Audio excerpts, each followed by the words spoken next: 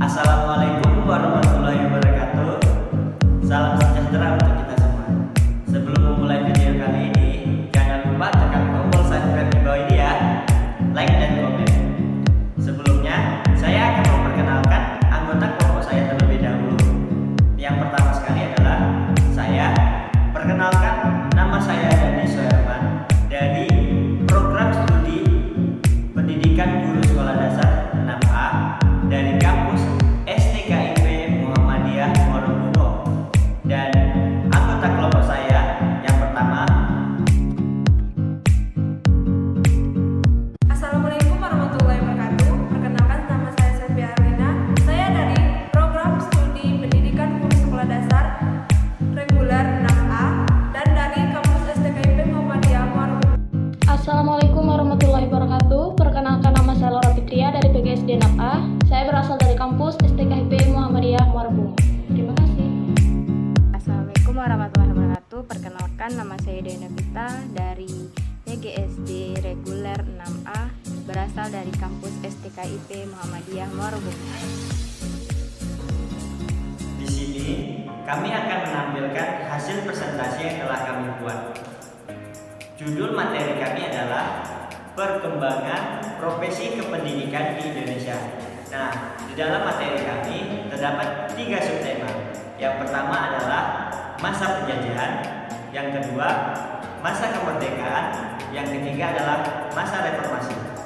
Nah, kelompok saya dan saya akan menjalankan satu persatu dari submateri kami. Ayo kita simak bersama.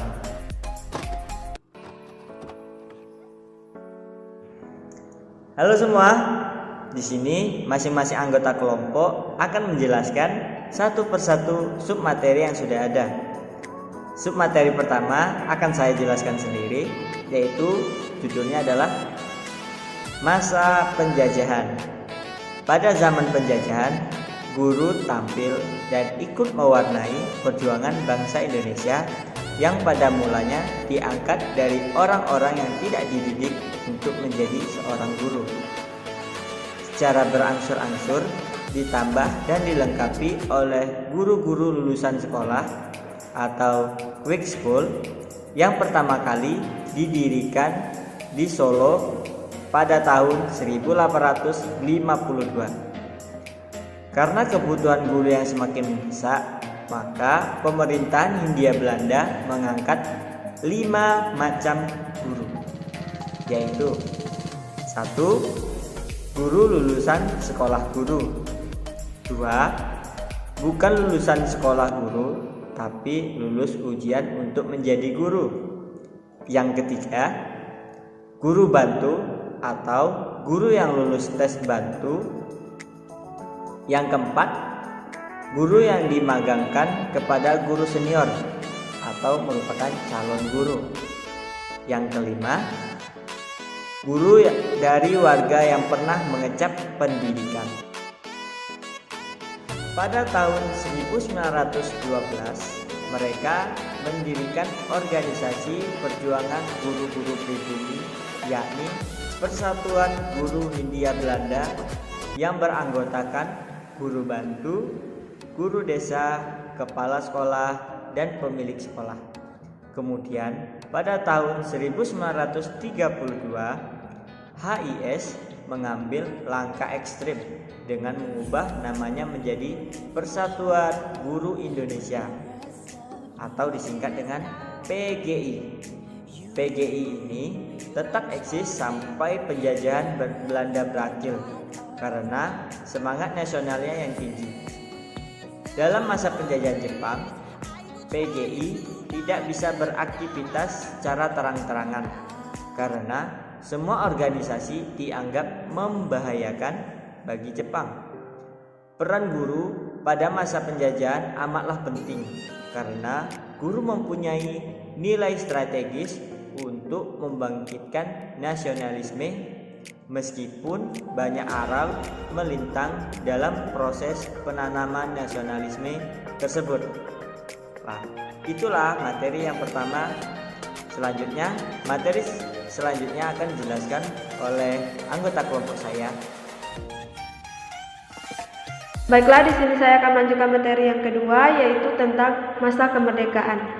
Pada masa penjajahan, kesempatan memperoleh pendidikan bagi anak-anak Indonesia sangat terbatas. Dari sejumlah anak-anak usia sekolah, hanya sebagian kecil saja yang sempat menikmati sekolah. Akibatnya, sebagian besar penduduk Indonesia masih buta dengan huruf. Oleh karena itu, segera setelah proklamasi kemerdekaan, pemerintah mengangkat Ki Haji Dewantara sebagai Menteri Pendidikan, Pengajaran, dan Kebudayaan, atau disebut dengan PP dan K. Ki Haji Dewantara menjabat jabatan ini hanya selama 3 bulan. Kemudian, jabatan Menteri PP dan K dijabat oleh Mr. T.S.G. Mulia yang hanya menjabat selama 5 bulan. Selanjutnya, jabatan Menteri PP dan K dijabat oleh Muhammad Syafi'i, kemudian digantikan oleh Mr. Suwandi. Pada masa jabatan Mr. Suwandi, dibentuk Panitia Penyelidik Pengajar Republik Indonesia yang bertugas untuk meneliti dan merumuskan masalah pengajaran setelah kemerdekaan. Setelah menyelesaikan tugasnya, panitia ini menyampaikan saran-saran kepada pemerintah. Kemudian, disusunlah dasar struktur dan sistem pendidikan di Indonesia. Tujuan umum pendidikan di Indonesia merdeka adalah mendidik anak-anak menjadi warga negara yang berguna, yang diharapkan kelak dapat memberikan pengetahuan kepada negara. Dengan kata lain, tujuan pendidikan pada masa itu lebih menekankan pada penanaman semangat patriotisme. Lanjutkan materi dari Sylvia Herlina, yaitu tentang profesi kependidikan di era reformasi. Nah, di sini pemerintah pada era reformasi menjalankan Undang-Undang Dasar 1945 dengan memprioritaskan anggaran sekurang-kurangnya 20% dari anggaran pendapatan belanja negara atau APBN. Nah, selain itu pemerintah juga memberikan ruang yang cukup luas bagi perumusan kebijakan kependidikan baru yang bersifat reformatif dan revolusioner. Nah, di sini pemerintah pada masa reformasi juga mengadakan beberapa kali perubahan, di antaranya ada KBK, ada KTSP, dan ada K13. Di sini saya akan membahas tentang KBK, yaitu pada kurikulum ini menekankan siswa harus lebih aktif untuk menggali dan mencari sebuah informasi. Nah, guru hanya sebagai fasilitator. Kurikulum ini juga berorientasi pada hasil belajar siswa. Terima kasih. C. Perkembangan pendidikan pada masa reformasi. Yang pertama yaitu pendidikan satuan, kurikulum tingkat satuan pendidikan yang disingkat dengan KTSP. KTSP tidak berjauh dengan KBK, namun perbedaan yang menonjol terletak pada kewenangan dalam penyusunan, yaitu mengacu pada desentralisasi sistem pendidikan. Pemerintah pusat menetapkan standar kompetensi dan kompetensi dasar, sedangkan sekolah, dalam hal ini, guru dituntut untuk mampu mengembangkan dalam bentuk silabus dan penilaiannya sesuai dengan kondisi sekolah dan daerahnya. Yang terakhir yaitu kurikulum 2013 yang disingkat dengan K13, menekankan pada kompetensi bersikap dasar, keterampilan dan pengetahuan, serta menekankan pada keaktifan siswa untuk mendapatkan pengalaman personal melalui observasi atau pengamatan, bertanya, menalar, menyimpulkan, dan mengkomunikasikan informasi dalam kegiatan pembelajaran.